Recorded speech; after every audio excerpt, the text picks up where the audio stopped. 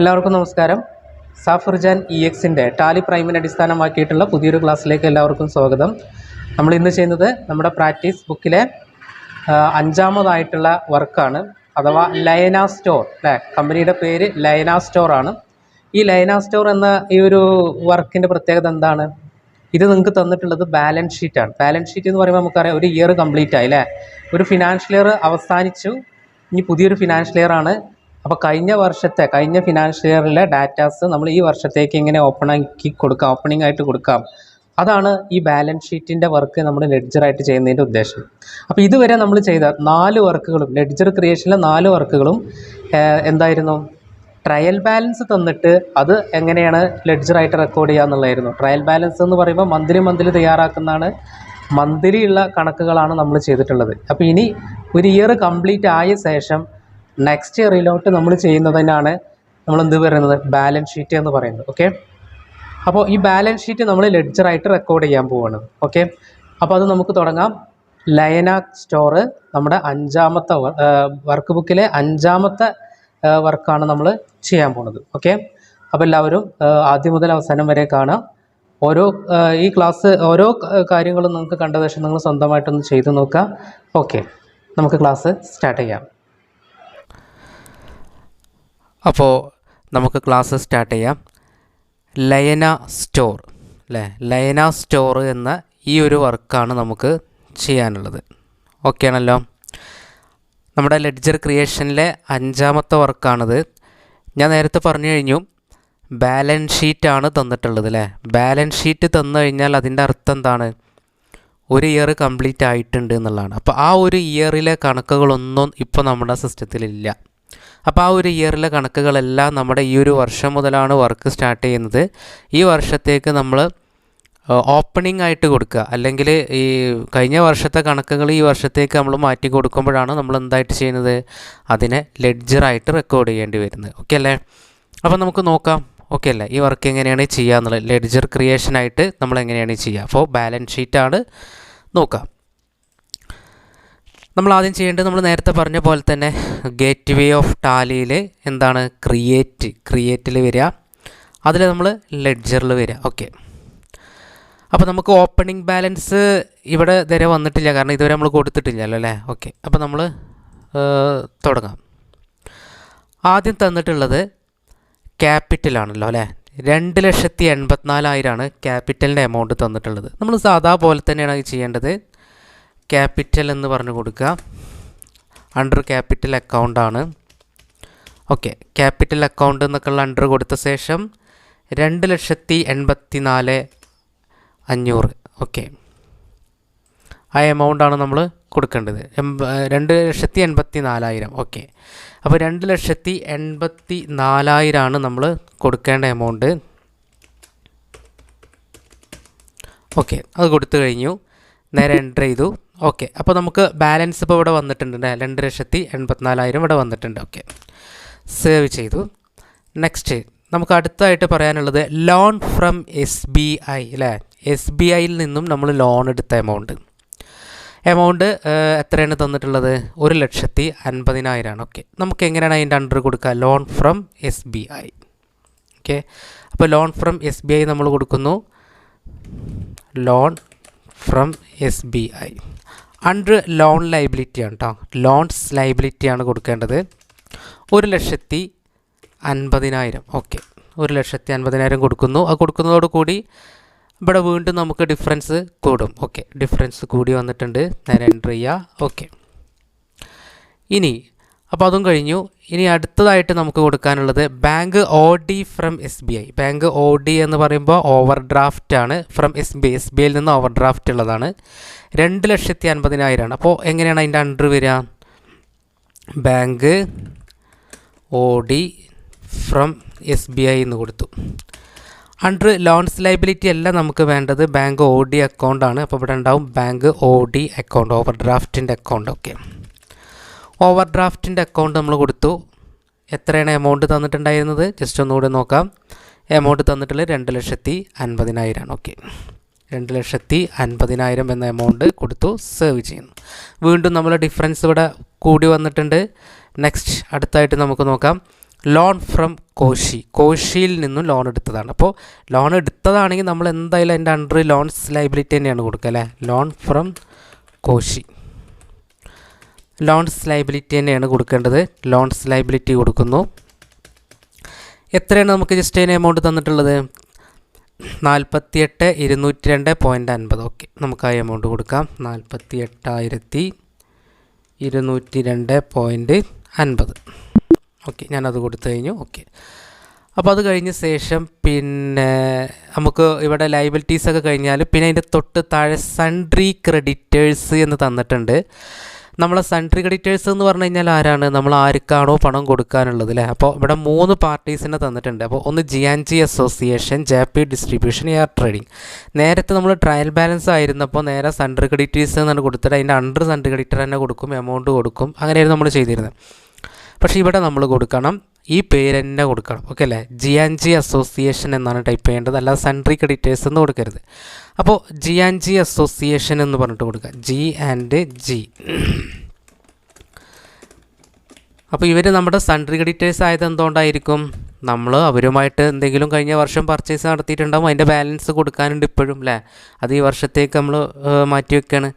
Sundry ക്രെഡിറ്റേഴ്സിൻ്റെ under sundry creditor തന്നെയാണ്. പ്രത്യേകം ശ്രദ്ധിക്കുക, maintain balances bill by bill എന്ന ഈ ഒരു ഓപ്ഷൻ നമുക്ക് ഇവിടെ എസ് ആയിട്ട് തന്നെ കിടക്കണം. അത് പ്രത്യേകം നോക്കൊണ്ടു. ഓക്കെ, എമൗണ്ട് എത്രയാണ് തന്നിട്ടുള്ളത് നോക്കാം. 5560, അതായത് 5560 തന്നിട്ടുള്ളത്. 5560 സേവ്.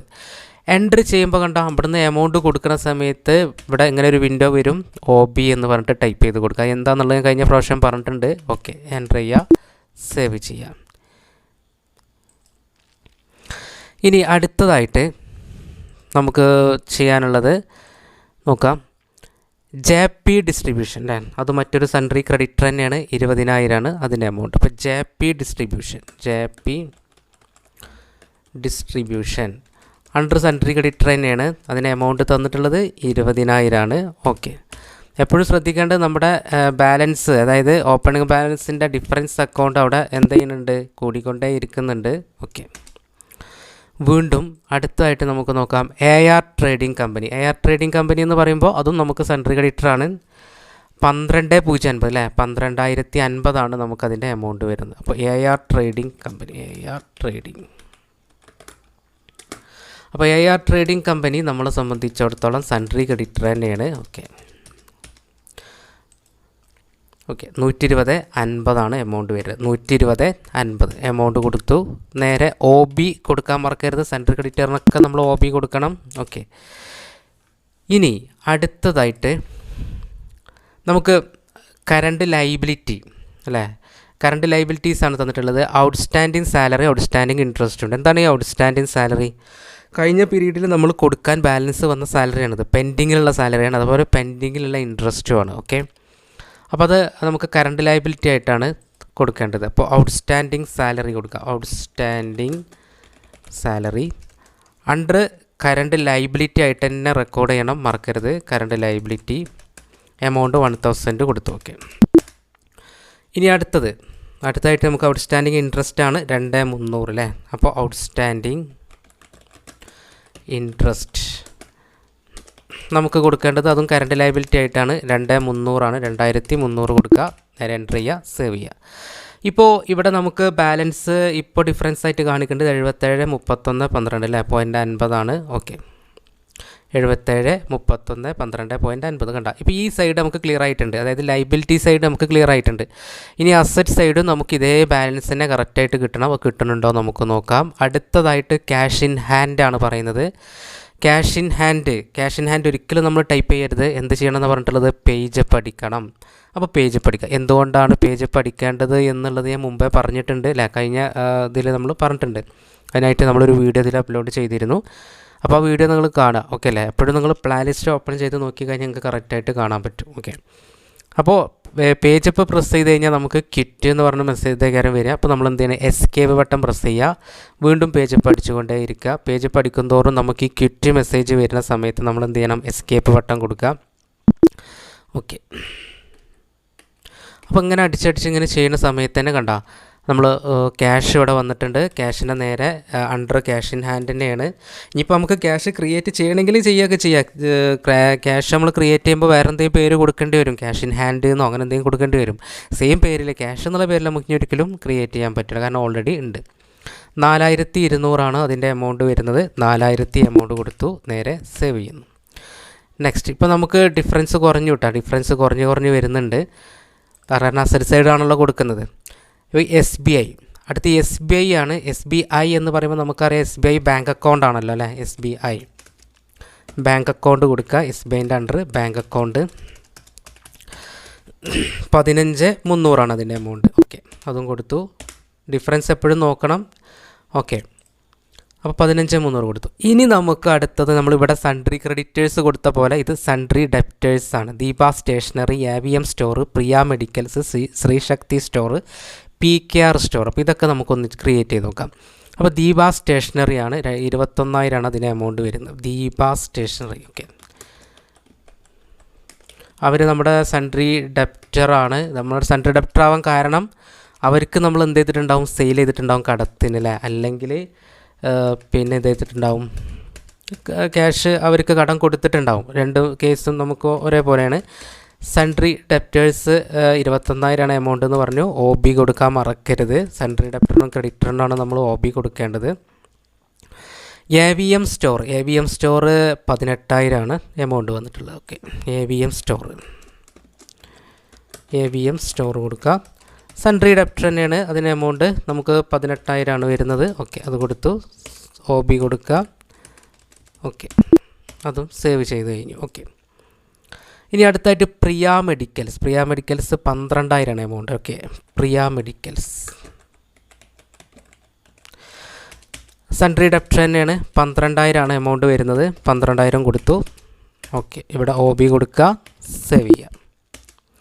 നെക്സ്റ്റ് അടുത്തായിട്ട് വരുന്നത് എന്താണ്, ശ്രീശക്തി സ്റ്റോർ നമുക്ക് കൊടുക്കാം. അതിന് എമൗണ്ട് ഞാൻ നോക്കിയിട്ടില്ല. ശ്രീശക്തി